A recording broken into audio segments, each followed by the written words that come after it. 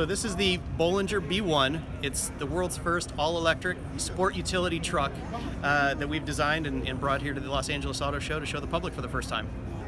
It's kind of unique. It's a very traditional classic design, kind of in the Land Rover Defender ilk.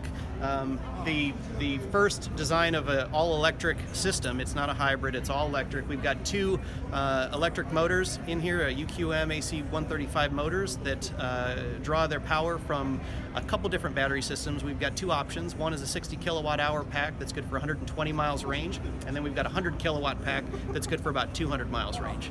So we've got the front, which is kind of unique from the front liftgate or front tailgate, I guess, if you will, and it's got kind of a unique pass-through. Because the battery systems are all in the floor, we had this unused space in here because there's no internal combustion motor, and you could put, 2x4s, you could put pipe, you could put skis, anything you want to kind of through the pass-through because it's unused space. If you're in construction trades, you can use this for your tools.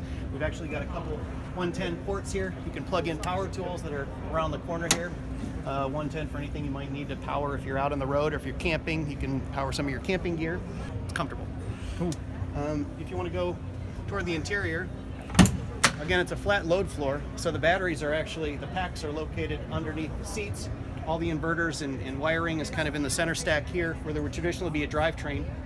And then we've got kind of a classic gauge cluster design with the turned chrome bezels. And then actually what I like about this truck is the fuel gauge. There's actually no fuel per se, but that's the electrical charge between full and empty. And the HVAC system is a little unique too, kind of old school. So a manual system, so if you need to defrost the windows in the morning if it's cold out, you can point it towards the window. If you want to point it towards yourself for air conditioning or to get some more air through the cabin, you can point it towards yourself, and there's 3 of those. You've also got panoramic roof panels that are detachable if you want to take those out or leave them in for kind of open road driving. And the windows are all kind of manually reticulated like that. So it's very straightforward, very base vehicle, but from a functionality and utility standpoint, I think it's on par with any Jeep or Land Rover that you might want to, go off-roading with, or just have it as your traditional vehicle here.